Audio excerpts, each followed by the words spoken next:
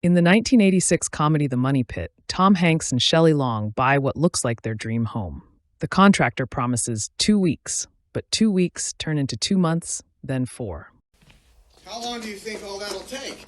2 weeks. Really? Yeah, that's all. When I do get the permits, how long will the job take? 2 weeks. 2 weeks? 2 weeks? You sound like a parakeet there. 2 weeks. 2 weeks. When you're going to be finished here? 2 weeks. That's what I thought. Alka-Seltzer. How long will it take to put this place together? 2 weeks. Doors fall off, staircases collapse, plumbing explodes. Every fix costs more time, more money, and a whole lot more stress. What started as a romantic renovation quickly turns into a full-blown disaster. Why? Because they didn't know what they were getting into. They didn't plan for change, and they had no system to manage it. Sound familiar? In construction, this kind of chaos has a name: scope creep.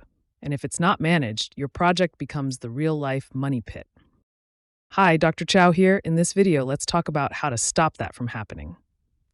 Approved drawings don't mean the plan is final. Changes happen.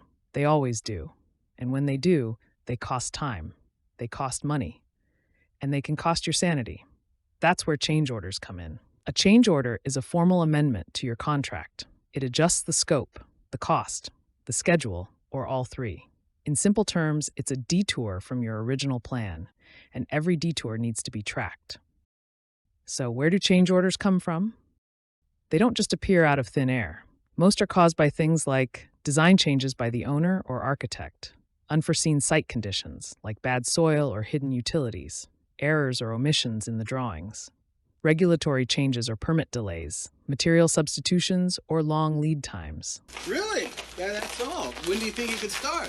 Just as soon as your check clears.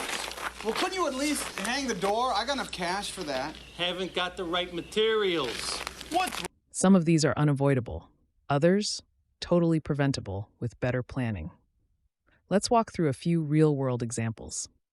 Midway through a hotel build, the owner decides to upgrade all the bathroom fixtures to luxury models. That's a change in materials. In suppliers. In install timing. That's a change order. Next, your HVAC ducts are drawn right through your structural steel. Whoops. That's a coordination issue. Redesign required. That's a change order. Or maybe your crew hits an unmarked utility line while excavating. Work stops, scope shifts. That's a change order. Let's take a look at what might looks like in real life. Here's a change order form.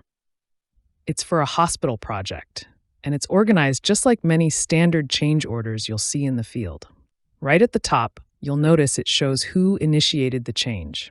In this case, it wasn't the owner or the subcontractor. It was the general contractor.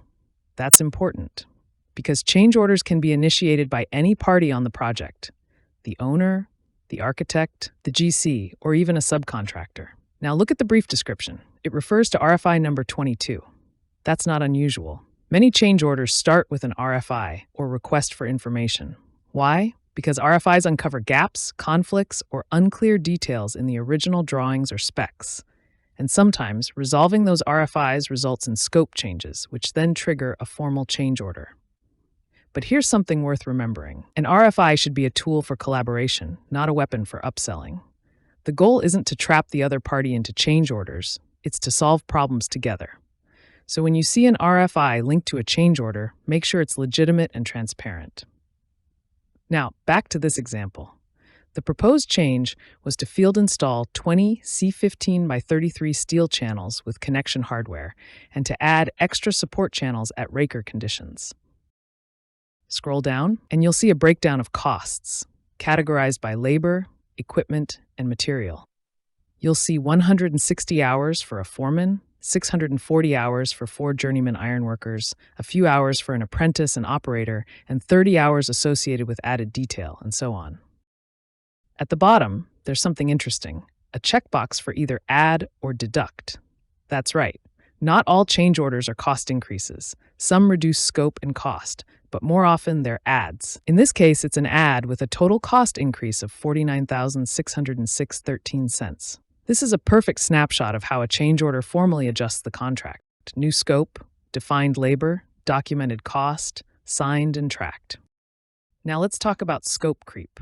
Scope creep is the gradual expansion of your project without extra time, money, or resources. It usually starts small. Add a few lights here, change that wall finish there, tweak the layout just a little. But those small tweaks, they add up. And when they start affecting cost or schedule, they trigger a change order. So think of it like this. Scope creep is the cause. Change orders are the effect. If you're not tracking scope creep early, change orders will pile up fast and wreck your timeline. So how do you minimize scope creep? Start early. Do a deep dive into your drawings and specs during pre-construction. Send RFIs early to catch anything unclear. Hold alignment meetings with the owner during design. Write detailed scopes of work into your contracts. And most importantly, use a clear, digital change order process. Tools like Procore, Buildertrend, or CMIC can help track everything in real time. You can't stop every change, but you can be ready for them, and you can manage them with confidence. Back in the money pit, the contractor kept saying, 2 weeks, every time. But what should have been a small job became a 4-month nightmare. Construction isn't a comedy when your budget, schedule, and reputation are on the line. That's why we manage change orders, to stop small detours from becoming full-blown disasters. Plan smarter, track every change, communicate clearly, and whatever you do, don't let your project turn into the next money pit.